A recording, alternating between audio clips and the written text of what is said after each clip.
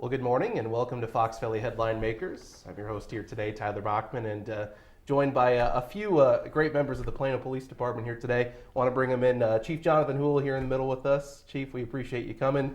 Mortin, investigator with the police department, and Allison, lieutenant with the police department. Thank you guys so much for joining me here today. And Chief, I've had you in here before. I'm looking forward to chatting with all of you guys today. It's an honor and a privilege to be here, and thanks for allowing me to bring part of my staff here with me to explain kind of what's happening in Plano. Absolutely. And the things we're trying to accomplish in our building. Yeah, absolutely. And we're going to talk all about that. I wanted to kind of first give our listeners and viewers a little background on each of you. I guess, Chief, let's start with you briefly about how you got with the police department, and you've now been the chief a little bit over a year. Yeah, I've been lucky. I started out in Plano 20 years ago, and actually January 5th is my anniversary date, and been able to do a lot of different roles in the police department, which what I think helps a person, especially as you go up the management ladder.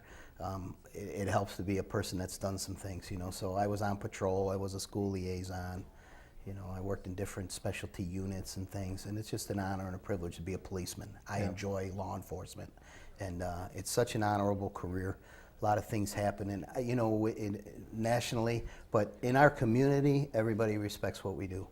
We got a wonderful community in Plano with school children and church organizations. They support our police department. They're nice to us. Yeah. They generally like the service that we provide. Perfect. Norm, I wanted to throw it to you. How long have you been with Plano Police? And I know you and I talk quite a bit when we go over and chat about reports, and I wanted to tell our listeners a bit about yourself. Yeah, we do talk a lot. So I've been there almost 18 years this summer.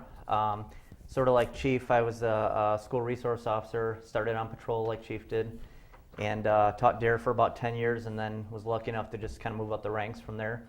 And then kind of like what we were talking about before today, we just hit our 1-year anniversary in our new roles. So it's been an exciting year, and we're glad to be here to talk to you today. So. Yeah, it's been a good year for both of you guys. Most definitely. A lot of changes that we'll get into today, and just a matter of changing the culture of our PD. So it's been a great year. Yeah. Well, and Gene, I wanted to throw it to you.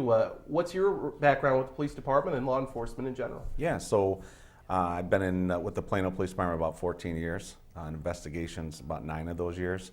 And I got real fortunate. I was in the Army for a little while before this, and then got real fortunate to get hired by Plano as a patrolman. And like I said, for about the last 9 years, been in investigations. And man, I tell you what, I love that job. I like the aspect of going out and talking to people and just getting to know the community. And even as patrol, you really get to know the community. And in investigations, you really kind of get to know not only the community, but you get to know a lot of. I get to go out and deal with a lot of like the businesses of the community, as well as other jurisdictions that I really never had access to on patrol. Right. And in investigations, I really kind of get to branch out to all the other jurisdictions in Kendall County. So Sure. it's kind of it's a good role for me. I was going to say, what kind of led to you wanting to go into the investigation side of things? It's going to sound cliche, but since I was a kid, I really, I used to watch Columbo, and I know that sounds weird, right? And but it isn't everything TV what I thought it was going to be, but I'll tell you what, it's so much more than probably what I could ever imagine. So I think just as a child, I really wanted to do this job, and I was fortunate enough to get into it in Plano in investigations. Mm-hmm. Just being a police officer is a great job, but investigations really kind of is a unique experience. Right. So. Well, we'll pass the mic back to Sure. Chief here. I wanted to start off, we'll talk a bit about some of the programming you guys have implemented, especially over the past year. As I said to you guys off the air, proud to say on here with you guys that you guys always are very helpful with me when we chat, very accessible whenever we need to chat with you guys about an incident or just something you guys are doing in the community. And I wanted to start off talking about some of the programming you guys have tried to implement. Yeah, okay, I really appreciate that. Look, technology is moving in a fast rate, and things are changing. Law enforcement's changed. Mm-hmm. They're talking about body cams and all these videotapes and surveillance cameras and how to social media aspects to law enforcement. I mean, our job is more and more heavily technologically based, and law enforcement, retail theft investigation maybe take a half hour to get it all wrapped up with the booking process and everything. Nowadays it's about a 4 or 5 hour process, and there's so much more follow up to do and different things, and wanting it, videotaped, and what kind of evidence do you have and how do you collect it? So the technology's really just ramped up. Sure. One way that we've been lucky to deal with that is with our training. We've implemented 3 real positive online-based trainings that have helped us keep the cost down, because we're a small department. We have 20 employees, so to be able to send a guy for training or do things on training has been difficult. So we did a lot of on-based training, and so it started out with really Lexapol, which is our policy-based law enforcement resource, which helps us with updates. Use of force changes all the time. Right. This Lexapol keeps track of that, legally on that side of it, and helps us get the mandated training. Every officer needs to be trained in 4 or 5 key components for the year that the state board is looking for. And then these policies and procedures need to be in place. So we use Police Law Institute as far as the training side of it, and then Lexapol as our policy-based stuff to write. Sure. And both of those online training programs provide us with a management side to that, so that we know who had the class, who was certified, just a way of tracking everything. And does that kind of training help to manage some of, how social media has changed the game, I guess? Yeah, it helps us a lot, and it's scenario-based training. So you're getting real-life examples of what you're going to be facing. Yeah, and especially in Police Law Institute. And then another thing we've implemented too was it's called BRIT Enterprises, but it's a risk management thing, which helps us with our, and that's a citywide program, so our street department and City Hall and the aldermen, they go on different classes too, just to cover the basics about diversity, workplace harassment, conflict management. And it's, again, online courses that you need to have. Look, a lot of the things that happen with the general public and a disconnect between law enforcement and the public they serve is this communicate. How do we communicate to each other? What do we do when we don't like what the other person's doing or saying, or when we get called in a conflict situation? How do you manage that and do it right? And so we've been working on that with this law enforcement stuff and this training and this online stuff. So it does give us a chance to go back in and manage it as far as who's been trained and when they've been trained. Bloodborne pathogens is another class. Hazmat stuff. Stuff that we've been doing online instead of sending them away or hosting these classes. It saves us on budget. I'm glad you brought some of that up. I remember when I had you on last time with me, we talked a bit about the community policing aspect, or the aspect of connecting with the community, going out and having some of that background and training is probably great, especially for, like you said, a small department where you want to make sure that your officers are able to cover a wide variety of things. Again, community outreach is a big thing. Me and Norman, Lieutenant Allison, have really tried to work with, as far as to get our community partners and our law enforcement partners together. And we're very thankful that we have such a great relationship with all of these. In Kendall County, the law enforcement agencies share resources together. We share training together. We share information together. The Sheriff Dwight Beard is a great friend of mine. He calls when he sees something that could help with Plano. Chief Jeff Bergner and us, we go. Chief Rich Hart in Yorkville, Chief Bianchi in Sandwich. We talk a lot, and those guys are there for me. They're there for our community. If we're struggling with body camera information and what we should do, we kind of pool together and look at it. Sure. The sheriff's great about shared resources. He's an implementer. He tries to, he's talking about, implementing a drone program that could help out with technology. It keeps officers safe on crime scenes. Work together on how to do that. Right. Well, because you guys go out to tons of joint calls together. I know I see it. I look at dispatch logs a lot of the time, and I see names of Plano police officers going out with the sheriff's office. You guys work hand in hand, and even with the other surrounding police departments, like you said. If it's a larger incident, you guys have. I don't know if it's a mutual aid call necessarily, what it's called, but you guys are out on the scene together. Yeah, well, we're very fortunate to have that type of relationship. And and the other thing, there's so many people to talk about, and so many people that deserve credit. Our state's attorney's office is fantastic. I mean, that's when Gene was talking about his investigative things that he did and what he does, the one thing that he does is has a great relationship with our state's attorney, and they help us with our critical cases and information, and the information share, and Yeah. and hey, these are some things that you can do on a follow-up, or these are they help us with our search warrants and Right. and all that different stuff. So Eric Weiss and his staff have been phenomenal for our police department. They've come in on training. Lieutenant Allison has done a lot of things with the state's attorney's office to do with our roll call training and our key court date training. They did an investigative training for, kind of talk to all the investigators in Kendall County about crime scenes and, the value of the picture and what should be in it and how it's taken. The interview process, photo lineups. So Right. we have a really good relationship with them, and that's great. I'm really thankful you brought up the community outreach, and I'll let Lieutenant Allison have a little bit of TV time here to talk about the things we've done. But he can go more about how we interact with our health department. We've done some things with our live scan unit to help out with the community aspect of stuff, and our Facebook page. So Norm, if you want to just kind of give out those informational pieces.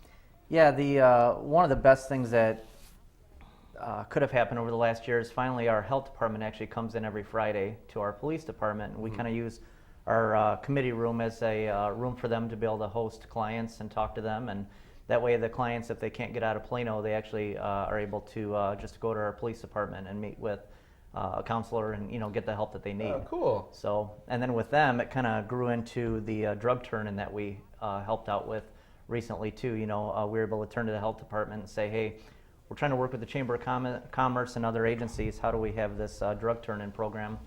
And then kind of piggyback off of what Kendall County does, and then they were able to be right there for us. And what is that program, I guess? Yeah, so at the sheriff's office, they have a box that anybody can turn in prescription drugs that are not being used anymore.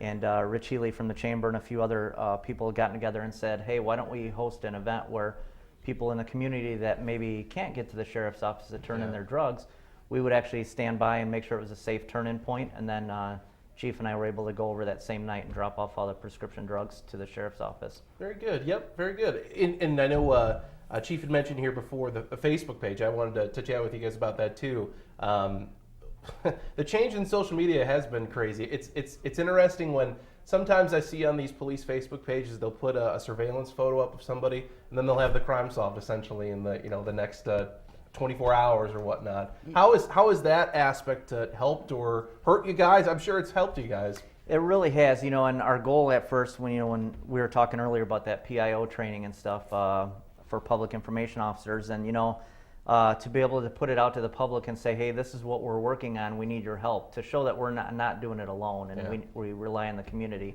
And you wouldn't, you'd be surprised the amount of, say, retail thefts that are solved based on that. And I guess that's a major point to hit home, is that we can't do it alone. We're just the one entity, working with others, and sometimes we have to rely on the community to help us or give tips, and so it definitely has been a huge benefit for us. Sure. It's a super effective, proactive move for us to have a Facebook page and do things on Facebook. We're going to talk about some things coming up too with our events and our fundraising. We did a Shop with a Cop event, which is phenomenal, but that Facebook page really helped out. And because we got the message, hey, we did a Shop with a Cop, so many citizens have come in, and the donations have gone through the roof because people want to be involved. How can I help? What can I do? And they see it on Facebook, and they come in and they talk at the PD. Right. And we've had people come in and turn in, anywhere from $100 to $200 on gifts to help with that program, or just other programs that we're trying to do. So it helps with all kinds of public things. And then, like you said, as far as just pictures on, hey, we're looking to identify this person, or and it can be anything from lost objects to a lost bike. We post things. Right. It I does saw help. a lost dog the other day. Yeah. So I mean, it's a lot of things that we're trying to do. Proactive, that we're not always here to just talk about, hey, we need your help in identifying an offender, but we could use your eyes and ears on all kinds of community-related things. Another great Facebook thing we're going to talk about is the snow. And what we're trying to accomplish. Look, when there's 2 inches of snow, we're not out to write parking tickets. We don't want to write a parking ticket. But the street crew needs to get through there. And we can't have the same cars day in and day out that don't move. And and the plow's got to go around. It's unsafe for everybody. Sure. So and it just helps us get the roads clear, so we have less vehicles in ditches and less stranded motorists. And that's the 2-inch snowfall rule. Is that what your guys' Yeah. ordinance states right now? Yeah. Mhm. Got it. Let's do this. I want to make sure we talk about Shop with a Cop because I went out and covered.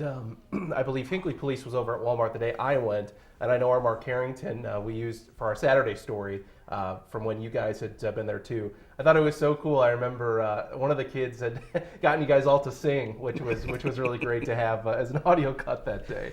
Tell us about that event. That's obviously a big deal for many police departments and you guys as well.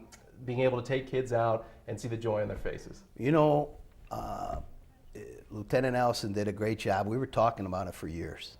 And he got in touch with our local Walmart, and they were the first sponsor to do it and sponsored us the first year we did it. And this year was our second annual. And, you know, it is all about the kids. And the thing is, we have 20 police officers currently, you know, working. And, you know, we have a couple leave, so we're down to 18. Yeah. But I had 10 policemen come for Shop with a Cop. Some came off duty. Yeah. Some were working and stopped in. But we had 10 officers there to walk around the store with these kids. And I let Gene talk about it a little bit too, because, you know, we're all three of us are kind of police officers because of the policemen in our lives that we've seen, and we want to be able to pass that along. Yeah. You know, to be able to say, wow, I should be able to do that kind of job. So Yeah, absolutely. Gene can talk about how our course. officers really feel about this Shop with a Cop and what an honor it is for them to be able to do it. Of course. Yeah, so with that Shop with a Cop, now I've done it both years, and both years that it's come out, you know, this year especially, Lieutenant Allison put out a sign up, said, hey, you can, if you want to come shop with a cop, come on. And it's not, we're not paying overtime or not. It's strictly, if you're working, you know, free to come. Right. If you're off, free to come, but get Right. in uniform.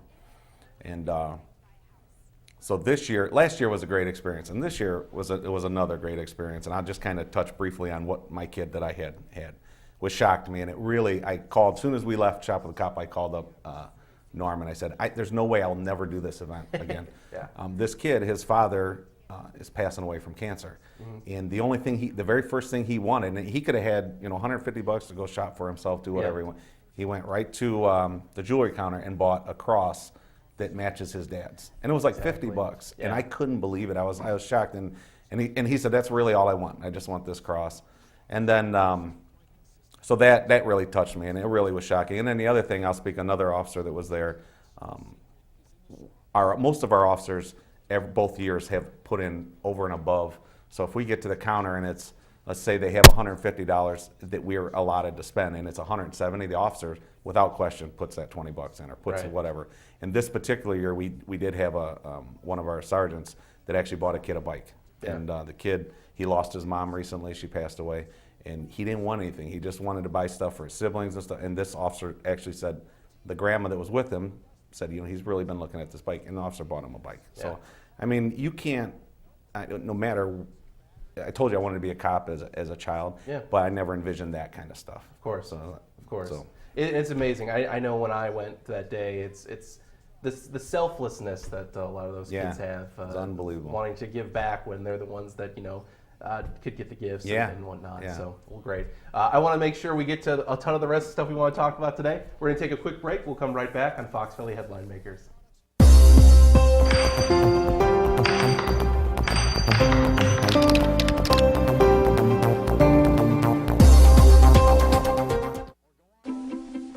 The color in my garden keeps the pink in my cheeks.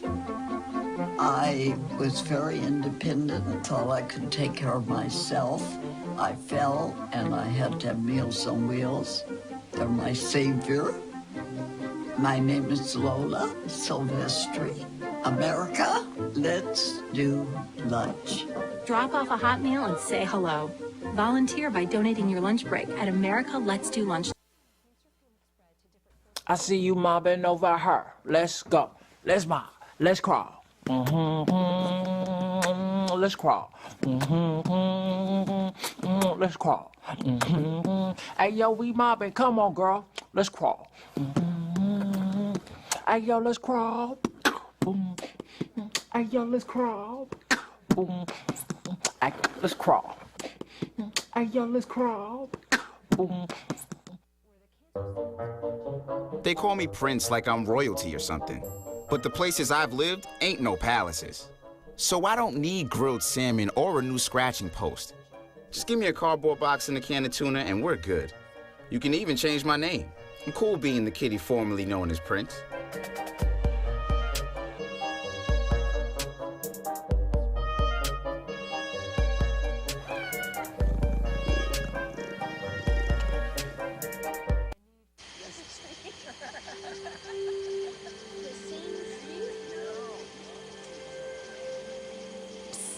They're coming. Places, everybody. Light check. 1, 2, 1, 2. Everything looks good on our end. And lights. Come alive with the forest. Visit discovertheforest.org to find a forest near you. It's really good.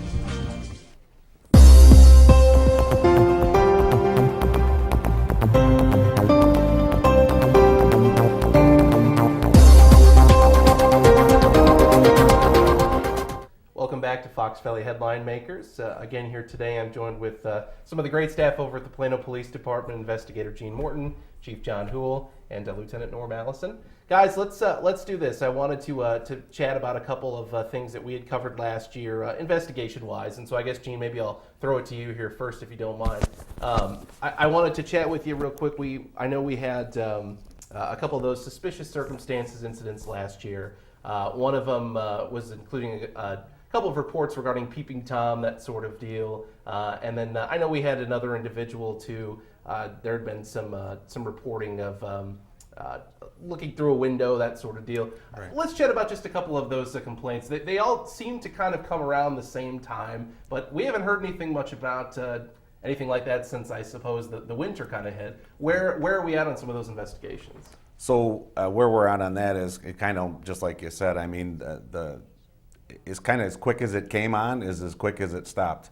We launched a pretty hefty investigation into it. We spoke with a couple people regarding it, but as far as actually making any arrest or coming to any conclusion on the investigation on it, it really didn't pan out the way we would have liked it to pan out. Mm-hmm. That's not to say that the investigation's over with, but it's definitely reaching its limits of where we can go with it from here. Sure. So another series of a couple stories we had last year, working with Little Rock Foxfire. I know you guys with Chief Whittock, you work with him. We had a series of two arsons arson investigations that were opened up following a pair of fires. I think they were in in September, I believe, of last year.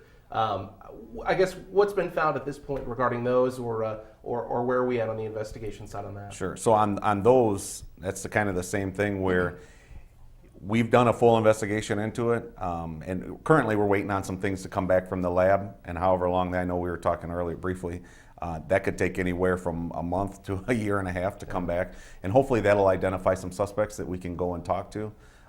The one thing I'd like to say about that is Chief Whowell, once we had those couple events, Chief Whowell or Chief Whittock, I'm not sure who reached out to who, but somehow they reached out to each other, and we've met with some different fire agencies in Kendall County, and trying to formulate kind of a game plan on when we have incidents like this, what could we do as fire and police to kind of help each other out? Because let's just face it, I'm an investigator for the Plano Police Department, but that doesn't make me all-knowing about everything, and I don't know a lot about arsons or fire or anything like that. In the fire department, they've got a wealth of knowledge when it comes to fires. Yep. And so what a great idea to put those kind of heads together to say, hey, listen, maybe you look at this aspect of it, or maybe we could help out in this aspect. So we're kind of in the process of setting something up with that right now. So here's probably a general question kind of for all of you guys. Not necessarily as much of a question, but as a statement of something I've seen. Over the past year or so, I look at most of the communities around here, and I can say from what I see every day when you guys send us stuff, I haven't seen a large number of, I guess we'll call them serious crimes. I can't really remember the last time there's been a homicide in Plano, for example. I guess I don't remember seeing anything that was, massive aggravated unlawful use of a weapon charges being lodged against people. Right. And I'm sure it comes again to like the community policing aspect. It's things like that of connecting with your community and having the enforcement on that side of things versus thinking that you have to be afraid of a police officer, for example. The nice thing about what you're saying there is we have, I know Chief Whowell touched on the sheriff. He's real big on that shared resources, and they created that CIT team, and I don't know a lot about it other than when we've had some incidents in Plano and of bigger incidents that really never even made the media because they were kind of thwarted before it could make the media. And we've reached out, and I'll tell you what, they help us out. And in Kendall County, I know you were talking briefly. Kendall County has a major crimes task force, correct. Which we're a part of. And so, like, if there's a homicide somewhere in Kendall County and they need some help, they'll call the Major Crimes Task Force, or Plano would do the same thing. When we had our last one in 2015, we had the Major Crimes Task Force out. And there again, that's you can get 20 plus investigators on one scene, and you talk about making a difference when you get to that scene, because you get to a hectic scene of some sort like that. It can be really confusing. It can be really over-daunting for the officers. So to be able to have that ability, and like I said, there's several things that never made the media they didn't make the media because of joint help from everybody in this county. Right. So. Right.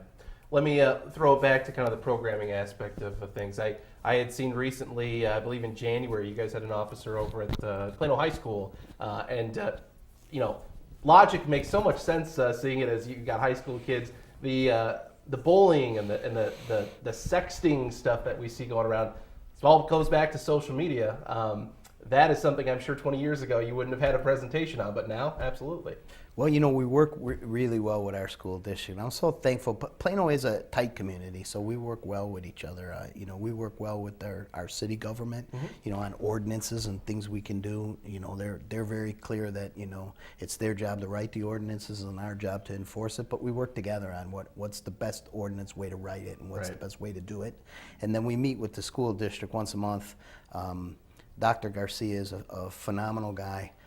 We share ideas, we talk about things. We're mutually invested in the youth of Plano, and we want to make sure that our school liaison is providing services and things. And some of our monthly meetings that Lieutenant Allison and I go to with the school district is to improve the school liaison position.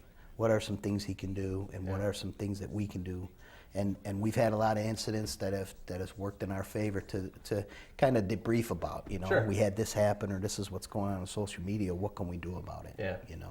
And who is the school liaison that's over at Plano? Bob Patton, Officer Robert Patton. Very good. And I'm sure it's the connections too that he has with the kids. Yeah, he's really he's really done a lot. He understands what the liaison means. That he's an advocate for the kids, the parents, and the school district and the police department. He's trying to kind of bridge to all of those people, and he tries to keep them all together, working as best we can, because education is power. Knowledge is power. Having these kids go there and feel safe enough to learn when they're there is what our main goal is. Right.